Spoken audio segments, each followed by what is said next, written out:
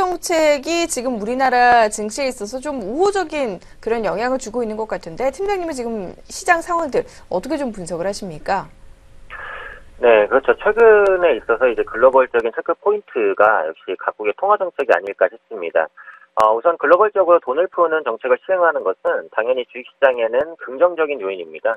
물론 국내뿐만 아니라 글로벌 주식시장에도 호재로 작용하죠. 이 저금리 상황이라는 게 우리나라에만 국한된 게 아니고 세계적인 추세이기 때문에 돈이 갈 곳이 없다 보니까 완화 정책을 하면 주식시장으로도 어느 정도의 자금이 유입되는 것은 사실 자연스러운 현상입니다. 최근에 일본 같은 경우 BOJ 회의에서 ETF 매입량을 연 3조 3천억에서 연 6조 엔으로 늘리는 소규모 추가 완화가 결정됐고요. 영국의 BOE에서는 기준금리를 사상 최저치인 0.25%로 인하했습니다. 물론 최근처럼 경기에 대한 우려감이 있는 상황에서는 금리를 내린다고 자동으로 돈이 풀리는 것은 아니지만 부양에 대한 의지를 보였다는 것 자체가 시장에는 긍정적이라고 볼 수 있고요. 중국의 경우도 성장률이 계속해서 떨어지고 있기 때문에 부양책에 대한 필요성이 제기되고 있는 상황입니다. 때문에 최근에 국내 증시의 외국인 수급이 양호했던 이유는 역시 대외적인 완화 정책에서 찾을 수 있을 것 같습니다.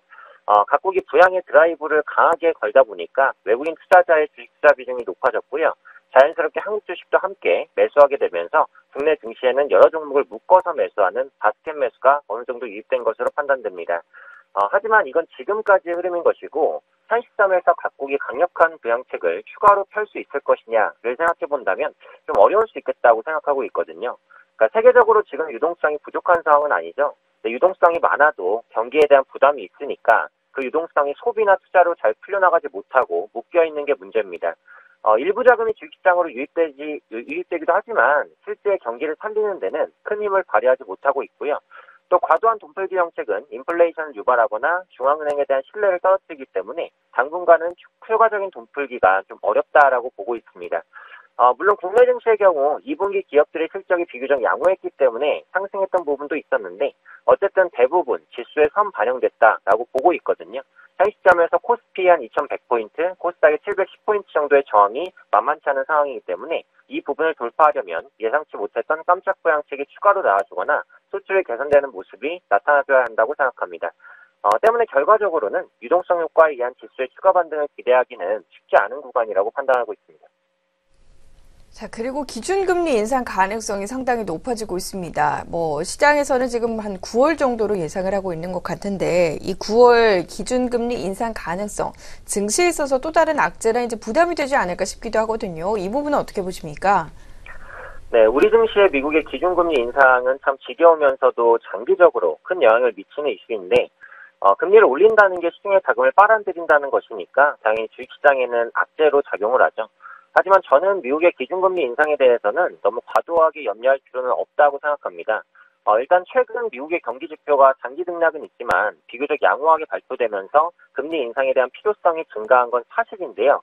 현재 브렉시트에 대한 부담 때문에 9월 FOMC 회의에서 금리를 인상할 가능성은 한 20% 상당히 낮게 형성되고 있죠. 그래서 9월 금리 인상 없을 것이다라고 보고 있고 사실 미국 경기만 보자면 금리를 당장 올려도 이상하지 않을 것 같지만 아까 말씀드렸던 브렉시트에 대한 요인이라든지 다른 나라에서는 돈풀기 정책을 취하고 있는데 미국만 정반대의 정책을 펼치기는 상당히 부담스럽다라고 보거든요.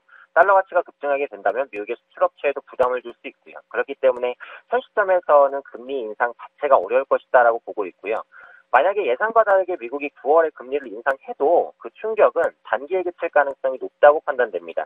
항상 시장이 가장 싫어하는 것은 악재보다는 불확실성이라는 말이 있듯이 미국의 두려운 금리 인상이 현실화되면 사실상 악재의 실현이라고 볼 수 있을 것 같거든요. 물론 금리를 만약에 올린다면 단기적으로 시장이 충격을 받을 수는 있습니다. 하지만 그것은 경기가 호전되고 있다는 신호기 때문에 오히려 저가 매수에 낮을 수도 있다고 봅니다. 결론적으로는 미국의 금리 인상 자체는 현 시점에서 너무 크게 우려하지 않아도 된다라고 생각하고 있습니다. 자, 그럼 우리 국내 내부적으로는 이번 주에 금통위가 있지 않습니까? 금통위와 관련해서는 어떤 결과 예상하시나요? 네, 그래서 국내 금통위가 이제 목요일 날 예정돼 있죠. 그래서 금리는 1.25% 정도에서 동결될 것으로 보입니다.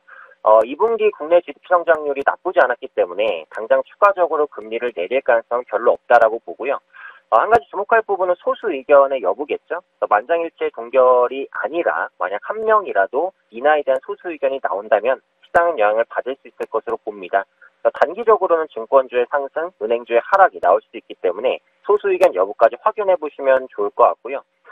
사실 국내 금통위의 경우 미국 FOMC나 유럽의 ECB만큼 신경 쓰이는 정책은 아닙니다. 그렇기 때문에 중요도에 있어서는 조금 떨어진다라고 말씀드릴 수도 있겠는데, 한 가지 관전 포인트를 말씀드리면 한은 총재의 재정정책 시행 여부입니다. 그러니까 한국은행에서는 금리 정책을 시행을 하죠. 그런데 한국은행에서 금리만 내린다고 경제가 살아나진 않죠.